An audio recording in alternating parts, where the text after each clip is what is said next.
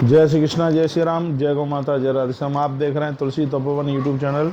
और इस वीडियो में हम चर्चा कर रहे हैं कि अब के बाद प्रदोष व्रत कब का है। आइए तो उसकी पूरी डेट, पूजा की विधि और उसकी महिमा आप सुन लीजिए।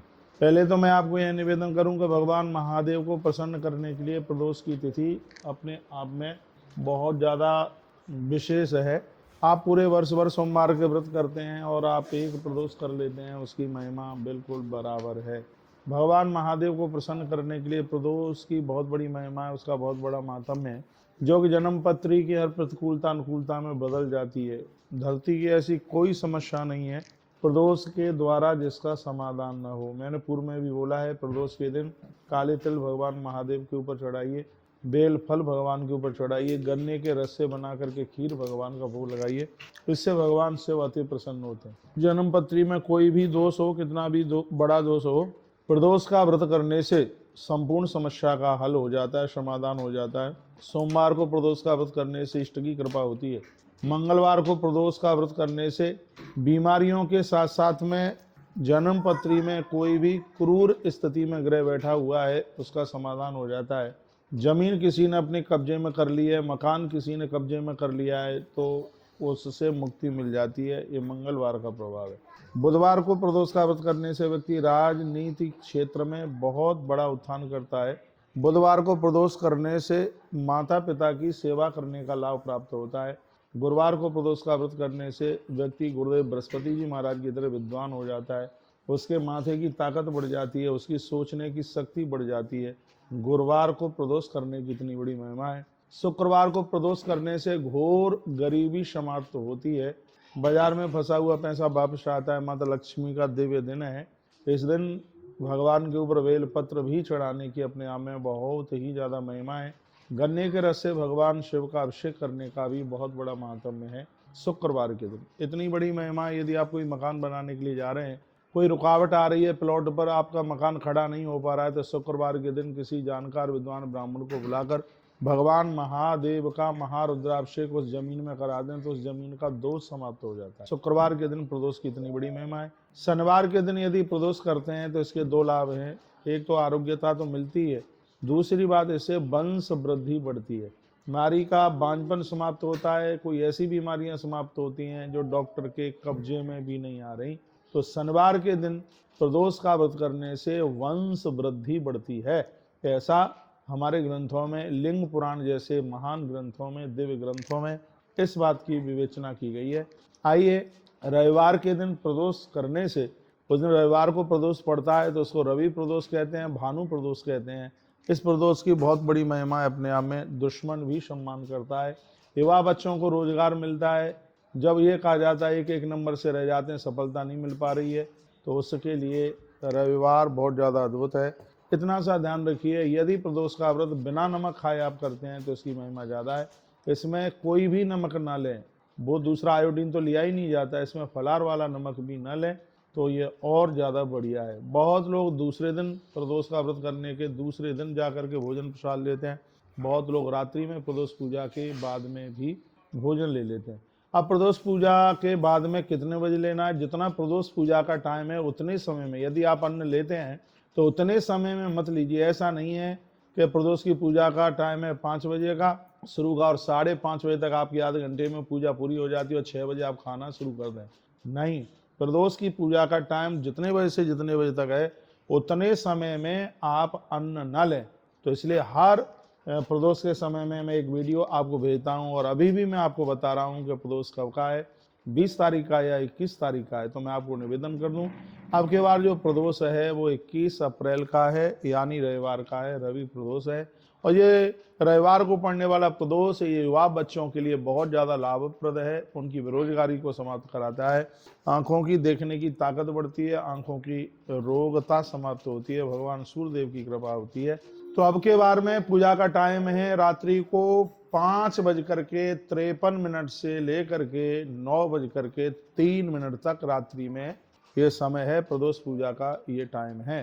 तो इसमें आप इतने समय के लिए आप भोजन न लें तो और ज़्यादा बढ़िया है। तो इसको इतने समय के लिए आप 3 घंटे की तो बात है, 9 बजे के बाद में भोजन ले लीजिए, प्रसाद ले लीजिए यदि आप लेते ही हैं, तो ये 3 घंटे का टाइम आप छोड़ करके आप प्रसाद ले लें। ये प्रदोष पूजा का बड़ा अद्भुत टाइम है और इसमें आप भगवान शिव की पूजा कीजिए। एक लोटे में जल, उसमें एक बेलपत्र डाल करके भगवान के ऊपर चढ़ाएं तो भगवान शिव की बहुत बड़ी कृपा होगी। भगवान भोलेनाथ सर्व प्रकार से आनंद कर देंगे, सर्व प्रकार से आनंद कर देंगे। इसका और ज़्यादा विशेष जो टाइम है वो 8 बज करके लगभग 2 मिनट तक के लिए, लेकिन इसका संपूर्ण जो टाइम है वो 9 बज करके 3 मिनट तक का ये टाइम है। तो इसमें आप इतने समय में आप पूजा कर लीजिएगा तो और ज़्यादा लाभदायक है, और ज़्यादा इसकी प्रभावता है। और इसमें 3 घंटे का जो टाइम है जो पूजा का वो बहुत ही ज़्यादा अद्भुत है। ध्यान रखिएगा 5 बज करके लगभग 52-53 मिनट से पूजा का टाइम आरंभ होता है इसका, और लगभग पूरा टाइम इसका 3 घंटे का टाइम है। इस समय में हम लोग प्रदोष का व्रत करते हैं, पूजा करते हैं, और ऐसा नहीं है कि सब बातें आपको सुनाने के लिए, इसके ऊपर हम खुद चलते हैं और उसका फर्क हमने देखा है। प्रदोष का व्रत करने वाला व्यक्ति जहरीले सांप बिच्छुओं के डसने से भी वो बच जाता है, उसके ऊपर किसी का विष नहीं चढ़ता, जहर नहीं चलता। प्रदोष का व्रत करने के वाले के ऊपर किसी का जादू टोना टोटका बिल्कुल भी चलता नहीं है। ये प्रदोष की बहुत बड़ी महिमा है। प्रदोष वाले दिन भोर में थोड़ा जल्दी से जागिए, सूर्योदय होने से पहले स्नान कीजिए, सफ़ेद वस्त्र पहन करके भगवान की पूजा कीजिए। और मैं निवेदन करूंगा यदि सुबह के समय में आप भगवान महादेव की पूजा नहीं करते हैं तो आपका प्रदोष नहीं लगता। इसलिए सुबह प्राण प्रतिष्ठित मंदिर में जाइए और वहाँ 1 लोटा जल अपने घर से लेकर के जाएं, वो चढ़ाएं, और 1 लोटा जल मंदिर परिसर का लें, वो चढ़ाएं, क्योंकि जहाँ शंकर जी का मंदिर है उसके 100 हाथ तक का नीचे का जो जल है वो साक्षात शिव गंगा के रूप में है। तो जो गंगा जल चढ़ाने का जो महत्व है वही शिवालय के पास का जल लेकर के आप चढ़ाते हैं तो उसका महत्व वही है। घर से जो जल लेकर के जाएंगे उससे पितर प्रसन्न होंगे, और शिवालय के आसपास का जल चढ़ाएंगे उससे देवता प्रसन्न होंगे। इसलिए यदि हो सके तो 2 लोटा जल भगवान को आप चढ़ाइए। 1 लोटा तो आप चढ़ाते ही है, तो 1 घर से लेकर के जाइए। लेकिन लोग इतने आलसी हैं कि लोटा भी मंदिर का, पानी भी मंदिर का, धतूरा भी मंदिर का, बेलपत्र भी मंदिर का, हाथ अलावत जाएंगे, लप लाई लप लाई लप लाई लप, घर से कुछ लेकर के नहीं जाना है उनको। बस सब चीज़ें वहीं से लेकर के महादेव को वहीं प्रकट करेंगे। घर से मन बना करके जाइए कि हमें भगवान महादेव के मंदिर में जा रहे हैं, उनका पूजन करेंगे। थोड़ा सा तिल लेके जाइए, गेहूँ लेकर के जाइए, गेहूँ से वंश वृद्धि बढ़ती है। साबुत मूंग लेकर के जाइए, तिल लेकर के जाइए, ये कुछ विशेष चीज़ें हैं, ये घर से लेकर के जाइए और वो भगवान महादेव के ऊपर चढ़ाइए। थोड़ा सा चंदन लगा लीजिए चावल में, चावल लेकर के जाइए और वो भगवान के ऊपर आप चढ़ाइए। मैंने कई बार ये वीडियो डाली है और बहुत लोग ऐसा करते भी हैं, और आप भी कीजिए, आपको बहुत आनंद होगा। जिस समय आप 11 व्रत प्रदोष के कर लेते हैं आपका जीवन निखारित हो जाता है, आपका जीवन किस दूसरे तरह का हो जाता है। एक उमंग होती है, एक आनंद होता है। काम तो दुनिया करती है, लेकिन एक काम करना होता है और एक काम उत्साह के साथ करना होता है। और जब कार्य उत्साह के साथ में किया जाता है तो वहाँ बहुत बरकत होती है, बहुत वृद्धि होती है और बहुत बढ़ोतरी होती है।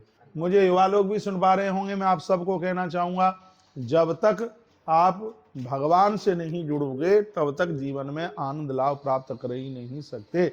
मैं भी भगवान की कृपा से युवा हूँ और मैंने बहुत करीबी से देखा है कि ईश्वर के बिना कुछ भी नहीं है। संपदा रावण के पास में भी बहुत थी, वो भी सीता माई का हरण करके इसलिए लेके नहीं जाता कि माता जानकी सुंदर है और उसे वो अपनी पत्नी बनाना चाहता होगा, ऐसा नहीं। वो जानता है कि जानकी भक्ति है, जानकी माता शांति है, जिधर शांति होगी वहाँ भगवान जरूर चल करके आएंगे। रावण को भी परमात्मा की आवश्यकता पड़ गई तो हमें और आपको फिर भगवान की जरूरत क्यों नहीं है। ईश्वर के बिना कहीं शांति नहीं, ईश्वर के बिना कहीं आनंद नहीं। इसलिए भगवान से जुड़ करके रहोगे तो जीवन में आनंद ही आनंद प्राप्त करते रहोगे। सब संपदा दुर्योधन के पास में बहुत है, लेकिन दुर्योधन अशांत है और पांडवों के पास कुछ भी नहीं है, फिर भी पांडव बहुत शांति के साथ जीवन जीते हैं। अंतर इतना था, दुर्योधन के पास संसार की चीजें थी, दुर्योधन के पास द्वारका के कृष्ण नहीं थे, पांडवों के पास द्वारका के कृष्ण थे, इसलिए उनके पास आनंद ही आनंद था।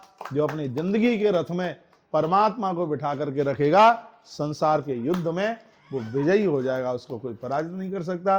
इसलिए आप सभी भक्तों को आग्रह पूर्वक निवेदन है, ईश्वर से जुड़ करके रहिएगा, भगवान को मानिए, भगवान को समझिए। इन्हीं शब्दों के साथ आप सबका बहुत बहुत धन्यवाद। वीडियो आपने पूरा सुना। इस वीडियो की यही दक्षिणा है कि अपने मोबाइल से इस वीडियो को आगे भेजिए, जैसे और भी लोग लाभान्वित हो सके, उनको पता लगे कि प्रदोष व्रत कब का है। भले ही लोग प्रदोष 20 तारीख को मनाएं, लेकिन आप रवि प्रदोष मनाइए।